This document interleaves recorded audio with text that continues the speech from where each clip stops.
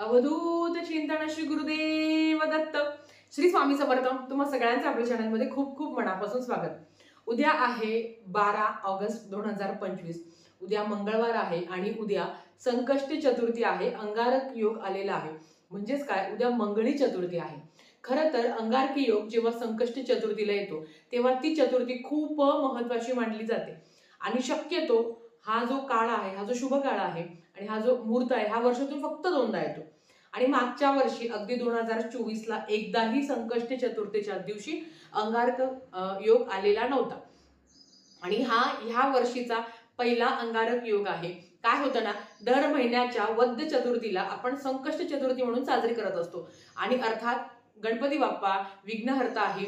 संकष्टी हा दिवस गणपती बाप्पांसाठी समर्पित आहे. आपण गणपती बाप्पांचे सेवा करत असतो, उपवास करत असतो, ज्या काही नित्य नियमाने जेवढं करता येईल तेवढं करण्याचा प्रयत्न करतो. पण काय होतं ना, काही वेळेच्या अभावाने किंवा शरीरातल्या काही अडचणींमुळे ना आपल्याला प्रत्येक चतुर्थी धरणं शक्य होत नाही. पण जर तुम्ही अंगारक चतुर्थी जरी धरली तरी पण वर्षभर सगळ्या सेवेचं फळ, म्हणजे वर्षभर केलेल्या चतुर्थीच्या सेवेचं फळ तुम्हाला मिळत असतं.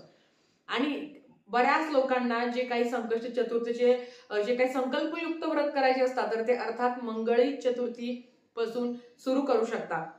ज्यांना वर्षभराच्या चतुर्थी करणं शक्य होत नाही त्यांनी आवर्जून संकष्टी चतुर्थीचा हा उपवास तरी करावा, ज्याला आपण मंगळवारी जेवायचं तेव्हा त्याला मंगळी चतुर्थी म्हणतात. आता हा जो काही उपवास आहे, वर्षभर केल्याचं चतुर्थी केल्याचं फळ तुम्हाला मिळत असतं. तर हा जो काही उपवास आहे हा अगदी साधा असतो.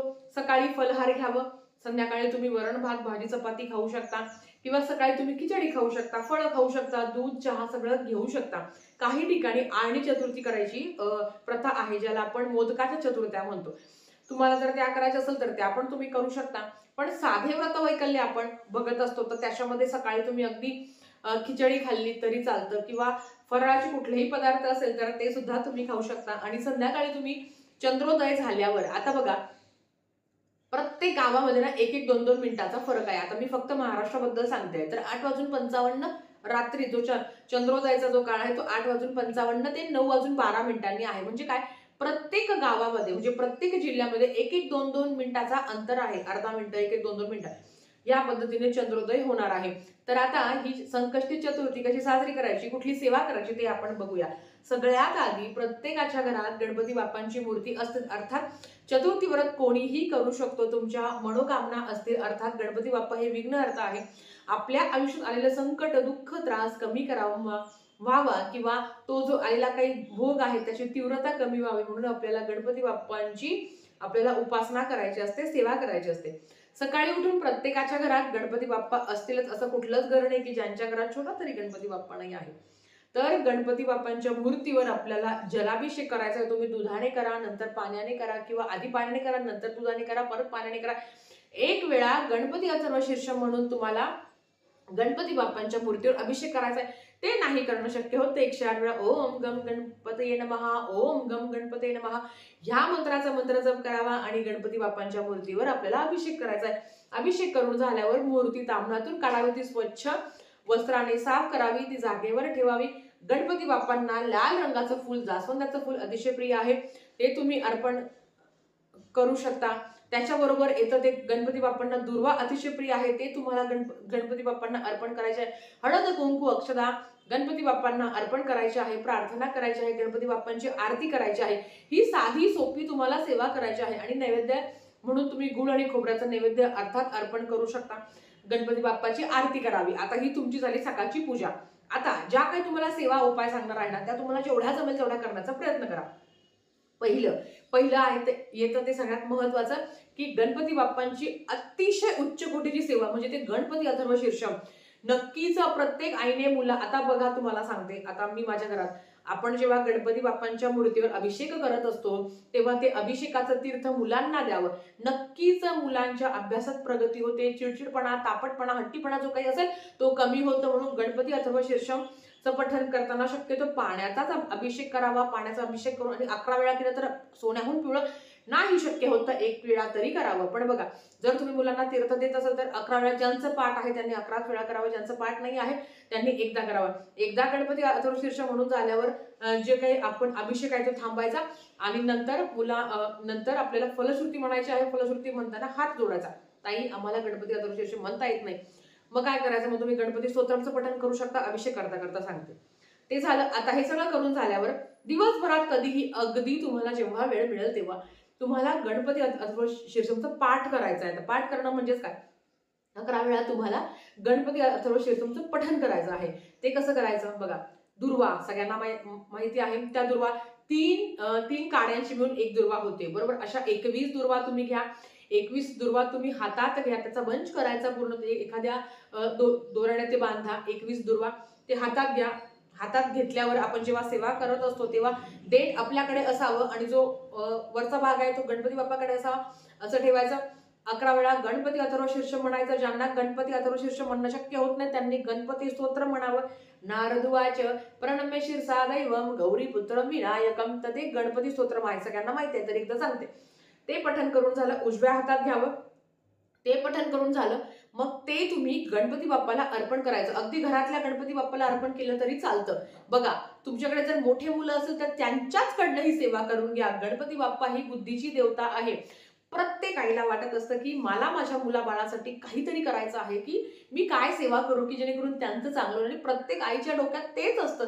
आपण परमेश्वराकडे कधीही आपल्यासाठी मागत नाही, आपण फक्त आपल्या लेकरा बाळांसाठीच मागतो. म्हणून तुम्हाला सांगते की तुम्हाला काय करायचं आहे. जर तुमची मुलं बसणारी असतील तर त्यांना म्हणा, बाबा तू वाच. आता इंग्लिश मिडियमच्या मुलांना वाचणं अवघड होऊन जातं, मग काय करायचं? त्यांच्या हातात दुर्वा द्या. तुम्ही गणपती अथर्वशीर्ष म्हणा. त्यांना म्हणा, तुम्ही फक्त म्हणत ओम गणपते नमः, ओम गणपते नमः या मंत्राचा मंत्र जप करावा. आता माझ्या स्वामीसारखे जर बाळ असेल तर त्यांना तर बसणं पण अवघड आहे, पण त्यांना घेऊन बसा. जेवढा वेळ होतील तेवढा वेळ एक मुलगा किंवा 2 मुलं जेवढे असेल त्यांना बसवा. तिकडे त्यांना गणपती बाप्पांची उपासना, नामस्मरण करायला लावा. तुम्ही गणपती अथर्वशीर्ष एकदा तरी म्हणा 11 वेळा.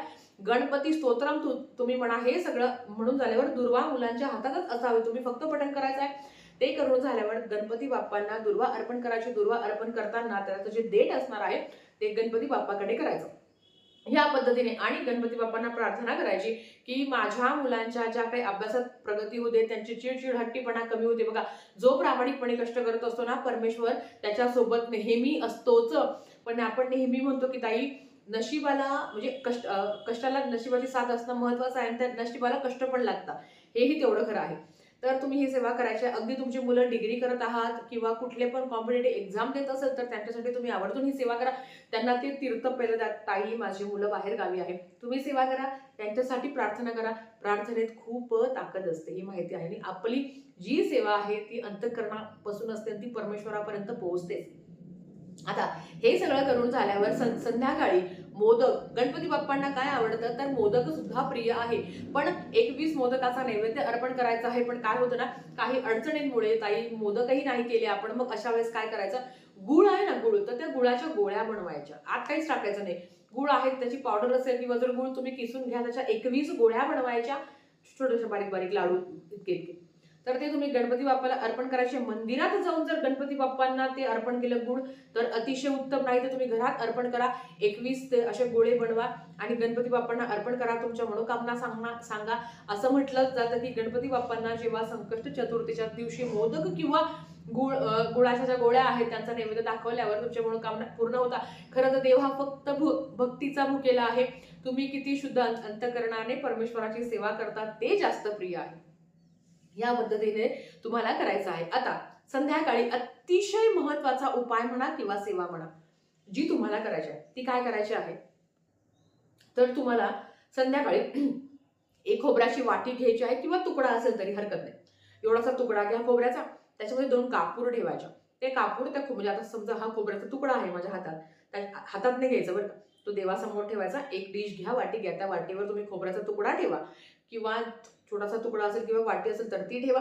त्याच्यावर 2 कापूर ठेवायच्या. ते देवाजवळ संध्याकाळच्या वेळेला अगदी 5, 6, 7, 8, 9, 10 पर्यंत गेलं तरी चालेल, पण त्याच्या आत केलं तर अतिशय उत्तम. तर हे तुम्हाला कापूर आणि खोबरं तिकडे देवासमोर प्रज्वलित करायचं आणि ओम श्री विघ्नहर्ताय नमः, ओम श्री विघ्नहर्ताय नमः, ओम श्री विघ्नहर्ताय नमः. आयुष्यात येणारं विघ्न संकट आलं असेल किंवा असेलही किंवा येणार असेल ते आमच्यावर येऊ देऊ नको म्हणून ही प्रार्थना तुम्हाला करायची आहे. खूप सुंदर सेवा आहे. या सेवेचा बऱ्याच महिलांना अनुभव आलेला आहे.